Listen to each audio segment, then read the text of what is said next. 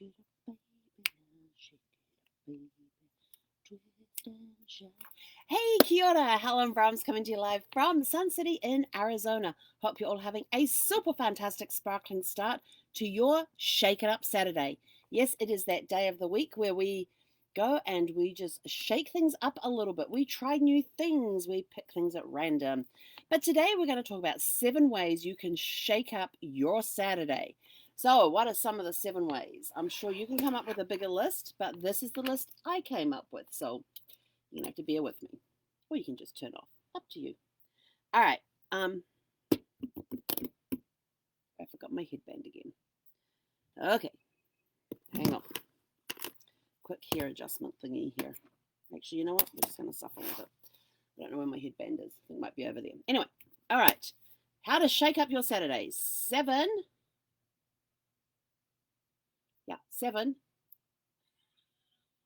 ways that you can shake up your Saturday. All right. Number 1, move the furniture around. Rearrange the room. Unfortunately, I'm in an RV. I can't do that. All my furniture's fixed. But go change your furniture around in your room. Give it a new, fresh look. Sometimes when you change up the norm, that's when the creativity can come in, and you never know where the next idea is going to come from, because you have taken that time to open the space. So change your room, take one room and change it around. Move the furniture around to give it a different flow in the room, and see what happens. It's always cool. Maybe you'll like it. Maybe you'll suddenly move the furniture around and go, I need to paint these walls. Go paint the walls. It's all part of the fun. Number 2, throw stuff away. Go through your closets, through your drawers, go through cabinets and see what have you not used that you no longer need, and donate it. Give it away. Throw it away. Toss it. Have a clean out.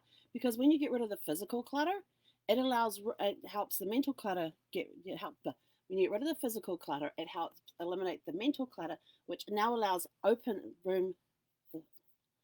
I can't talk this morning. When you get rid of the physical clutter, it gets rid of the mental clutter, and it allows open space for new ideas, new creativities, new opportunities, new blessings to come your way. Finally got it out. Number 3, volunteer. Go volunteer for a charity that you support. Volunteer. But there's many organizations out there that are always looking for volunteers. Some of my favorite ones, Immerman Angels is a favorite one. If you have been a caregiver for a loved one with cancer, if you are a cancer survivor, or if you're going through cancer and you need support, it's a great way to do this. They match up people. I mentored several cancer caregivers while I was caregiving for Brad. When he passed, I said to him, look, I can't do this at the moment. I really can't. I wasn't in the right place. Wasn't in the right frame of mind to do that. But I was able to mentor those because I had already traveled that road that they were just starting on. So I was able to listen to them, let them know my story. So maybe there's a way that you can help somebody that way. It could be signing up with an organization that sends letters or cards to serving military, to prisoners, to nursing homes and things like that. There's a lot of different charities out there that will do that. There are charities out there where you can knit little caps for preemie babies, and I know for a preemie baby it has to be able to fit on your fist. Well, sometimes I feel like I have a big fist compared to a preemie head, but they need hats to keep those little heads warm. So there's a lot of stuff out there. There's in nursing homes, I'd love to have just Afghans, throw rugs, that sort of stuff. So have a look through, volunteer for an organization that helps other organizations or that helps people in need, because it always makes you feel good when you're able to help somebody with no expectation of return. That is the key. When you volunteer, there is no expectation of return. You're just doing it from the goodness of your heart. Pick a recipe at random for dinner. And I was thinking, we always tell people to try different recipes and stuff, but they'll probably go through the cookbooks going, yeah, no, that doesn't sound good. Oh, no, I can't try that one. So pick up a cookbook and randomly open a page and go, this is, put a blindfold on first. Have somebody give you a cookbook, or go along your cookbook shelf. I used to have a bookcase that had 2 shelves of cookbooks, and there's times I'd just walk up there and just pull a book out. I wouldn't even look. I would just reach, grab a book out. Oh, let's see what's in this one, and open it up. But do it blindfolded. Sit in front of the bookcase. and pull a book at random, open it to a page at random, then take your blindfold off, and one of those recipes, if there's like more than one recipe, before you take the blindfold off, you don't know if it's more than one recipe to a page or if it's one recipe per page, one recipe for 2 pages. Before you take the blindfold off, go and hold your finger there while you take the blindfold off, and that's what you're cooking for dinner tonight. Whether you think you have the skills for it or not, you're going to do it anyway, because this is all part about stepping outside your comfort zone, doing something you're not used to doing. So that's always a fun thing to do. This is one of my favorite things, absolute favorite things to do, is to play tourist in your local town. If I was to come and knock on your door today and say, show me the best parts about the city or the town that you live in, what would you show me? Would you show me the typical tourist spots? Or would you take me to those off the beaten path places that the tourists don't know about, but the travelers do? And there's a difference. A tourist comes to see the sites that are already there. The traveler comes in to see what they, hang on, no, how's that quote go? Basically, the tourist comes in, all they want to do is look at the tourist attractions and leave. The traveler wants to come in and experience. They want to experience the local cuisine. They want to experience the locals. They want that local experience. They don't want the touristies. Yes, they'll go look at the tourist monuments and all that sort of thing.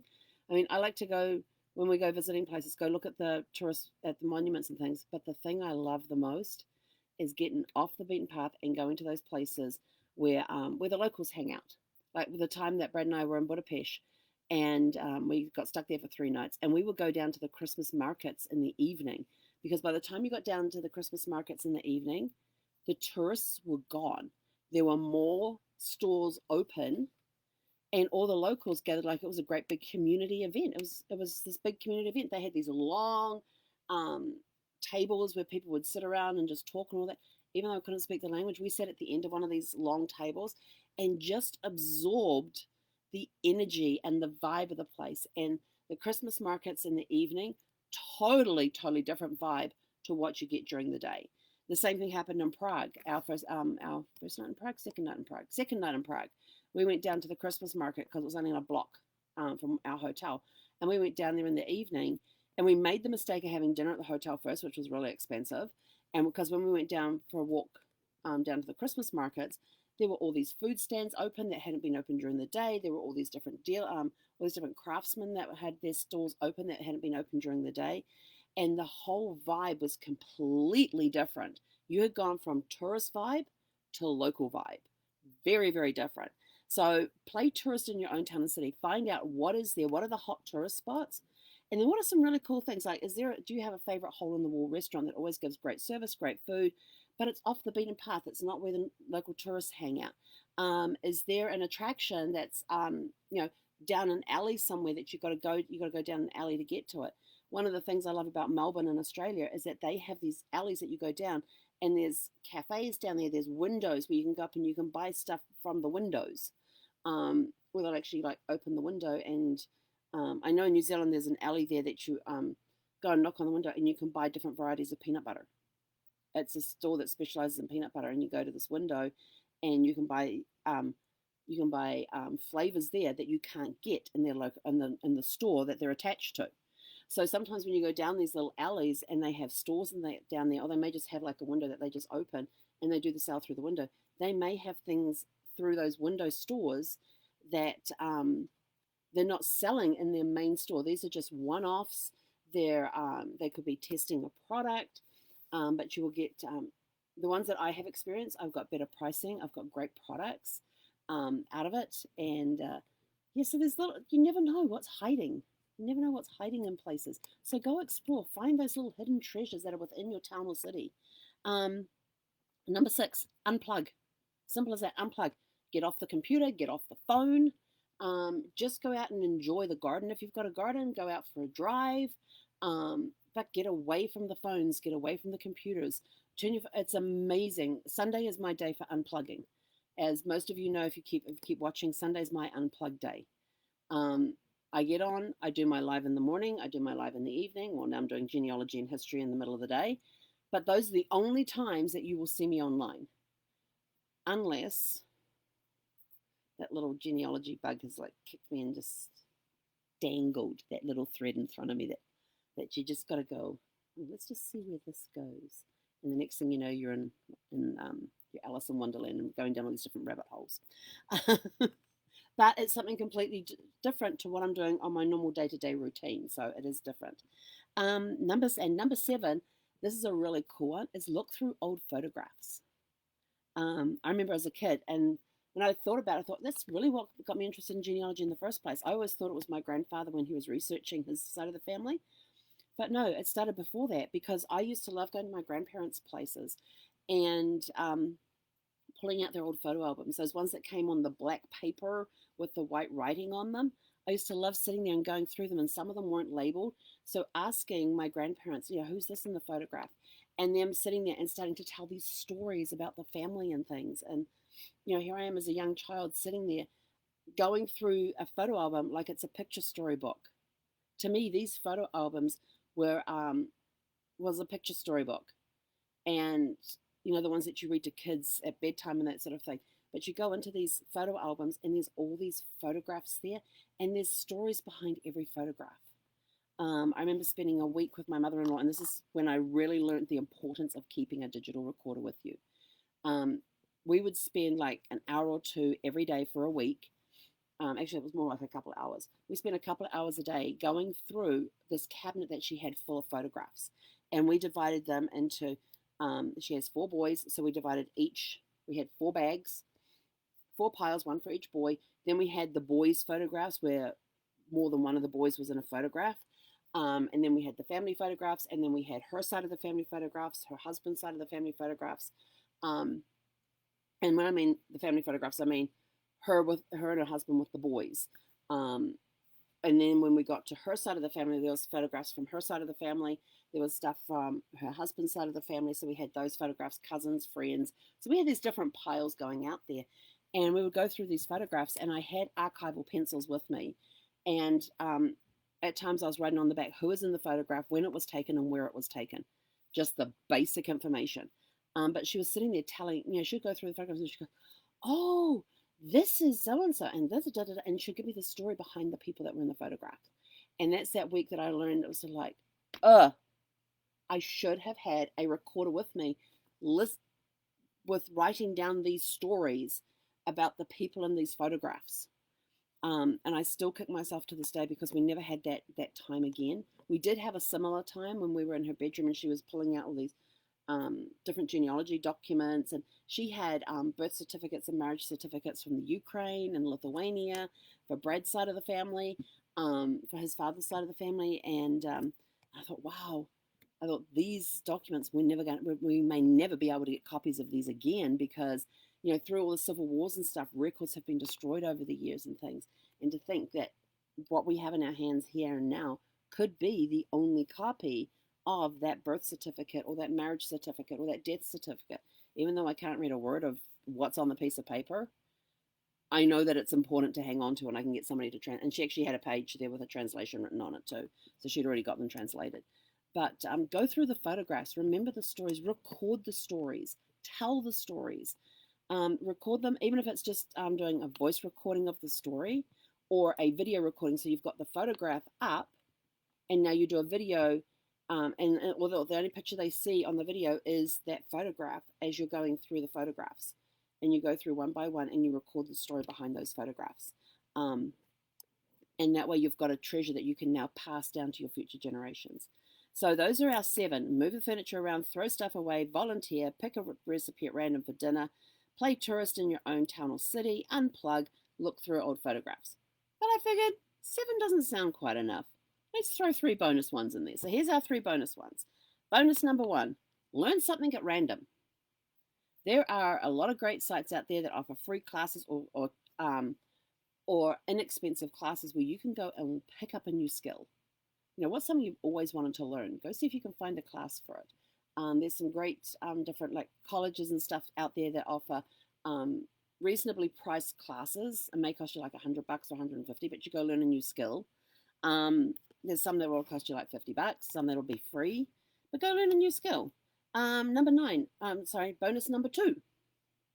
Somehow I should have written bonus 1, 2, and 3 on there. Reach out and touch someone. So who is a friend that you haven't spoken to for who is a friend that you haven't spoken to for a while? Give them a call. Reach out and touch them. Send them a video text. Like get on your phone, record a video, and send it to them by text message. And if you don't know their phone number, and but your friends on Facebook, send it to them through Facebook Messenger. Really cool way to get in contact with people. It's a lot of fun doing video text instead of regular text. Instead of sitting there with me, especially because I have so many typos when I'm typing that I'm now getting in the habit where I'm starting to do more videos than I am typing and sending people little 1 to 2 minute, little 1 minute video. Try and keep it to a minute, 30 seconds to a minute of video. I'm starting to do that a little more rather than struggling with typing it out. And then bonus number 3 is go stargazing. There are some amazing things that you can see in the stars and all of that. And if you want to know what the constellations are on that, there is a free app that you can get for your phone. It is called Sky Guide. And let me see if I can get this to work right now. Oops, wrong window. Okay, no. Can you hear this? This is supposedly the music from the light from the stars. I'm not sure how much it's going to give you, but look, I can move this around and it's giving me constellations. It's giving me names of stars. That dotted line, sorry, you're getting the reflection of the RV. That dotted line is the track that the sun is taking. But it gives you the names of the constellations and things like that, the stars that make up the constellations. You can even look down and see what's going on the other side of the world. It's really cool. There's times of, hang on, I've got to get out of this. There's times that I miss seeing the Southern Cross in New Zealand. The Southern Cross was my little, I knew where that was in the sky, and it had the 2 little pointer stars underneath it, and I'd always look for it in the night sky. And there's times I miss seeing it, so I pull out the star guide, and I will stand there with the phone pointed to the ground, going, "Okay, where is it?" Because I know I'm in the northern hemisphere, they're in the southern hemisphere, but it uses your camera to help. And this is how, when I was staying over in Mesa for 5.5 months, I was able to track Jupiter and Saturn across the sky. I knew where Mars was. And I could see things on here that I couldn't see as clearly up in the sky because of clouds or something like that. But it was a lot. It's a lot of fun, and I'm not one that's into astronomy a lot, but sometimes it's just really cool to go stargazing. And I remember times as a kid with youth groups and camps and Girl Guides and that, we used to lay on the ground at night on a clear, and the Milky Way in the southern hemisphere is just absolutely incredible. And we had no, we knew where the Southern Cross was and the 2 pointers, and that's about it. That was my total knowledge of what the stars were in the sky. But we would lay there on the ground, and we would make up shapes with the different stars and things. And we had no idea what the constellations looked like, because when you look at the stars, like, well, how the heck do they get a bull out of that? Or, how do you get Orion? Yeah, I know he's got those 3 little lights for his belt, but then when you see the other stars, it's how do you get this guy standing there with a sword? And it's just kind of fascinating. There's a couple of giraffe ones in there, and there's a whale. It's really quite cool seeing some of the constellations through this app that come up. And of course, there's times you can't see all of the stars because of the light pollution that's around. But to have something like that, you can actually get to see the stars in a different way, because you get to see it without the light pollution around. But yeah, you can keep track of where the different stars are, where the planets are. So it's a great little app, and it makes it fun when you go stargazing and you're like, well, that's a bright star. What's that one? And so you point up there and, oh, that's Jupiter. Okay. And then it would show you on the map, here's Jupiter, and oh, this here's Saturn down here. And you're sort of like, oh, cool. And then you'd watch, as the sky was darkening, you'd watch Jupiter become brighter, and then you'd suddenly start seeing Saturn just underneath. I was like, oh, that's so cool. And so when Zeph and I would go out walking in the evenings, I'd look up and go, okay, where's Jupiter? Where's Saturn? Where are they? Well, there's Jupiter, so Saturn can't be far away. And then when it started they were further over and closer to the western horizon, you'd start looking towards the east, because I knew Mars, when I first got to Mesa, was just above the horizon and hard to see at that time of the night. And all of a sudden I saw this lone star in the sky that had this like reddish tinge to it. It definitely was not a white light. It was a tinged coloured light. Well, would that be Mars? And so I pulled this out, pointed up there at it. Sure enough, it was Mars. So now I could tell where Mars was, tell where Jupiter and Saturn were, and I was able to follow them across the night skies. So it was a lot of fun. It was a lot of fun, and didn't like cloudy nights. Cloudy nights were no fun because you couldn't see the stars. But so those are my 7 things, plus your 3 bonuses. The 3 bonuses being learn something at random, reach out and get in touch with a friend that you haven't spoken to for a while, and number 10, or bonus number 3, go stargazing. Have a super fantastic Sparkling Shake It Up Saturday. Let us know in the comments below what you did today to shake up your Saturday. And we will see you at 12:15 for genealogy and history. Let's see, we are, I don't know what day we're on. What day am I on? Is it 8th? May 8th.